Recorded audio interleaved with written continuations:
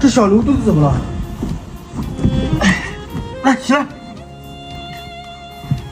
哎呀，这看起来有点虚呀，站都站不起来。你等着吧，我马上回来。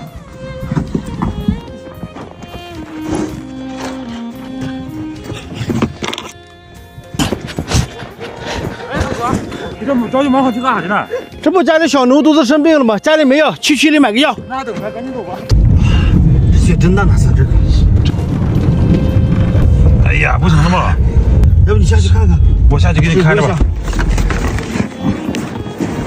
走吧。不行呀，不行。老三，挖的差不多了，你从后面推一推。行，我给你推推。走一走啊。走。这一会儿雪下大了，我怕牛肚子挺不住啊，更出不去了，咱俩。哎呀，是手机没有啊，关键这块。太冷，要不咱俩上车坐一会儿吧，一会儿再挖吧。行。哎哥，来了个车。哎，正好下去看看。大哥，走吧，兄弟，出去给牛肚子买药。我看今天雪下大了，我车出不去，你帮我拽一下呗。行，别着急，我现在给你拿拖车绳啊。哎呀，太感谢了。那你先把这个拖车绳绑上吧。好，我挑头在前面等你。好，谢大哥，你轻点拽我啊。好嘞。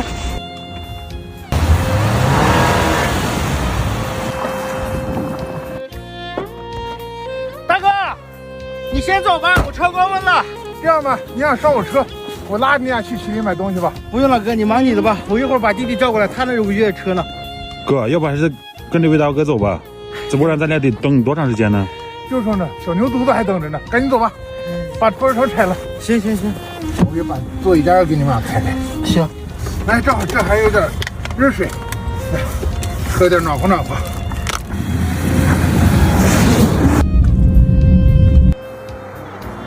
那大哥，昨天就在那儿呢。好嘞。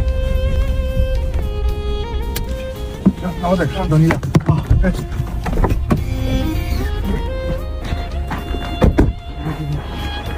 这个咋喝呀？这牛肚？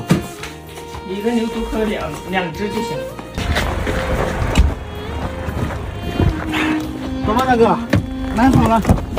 行。哎，你这车估计开不走了，我给你拉回你家吧。也行，哥。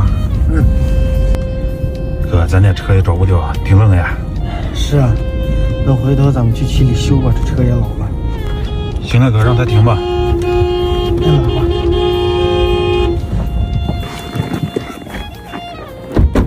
走。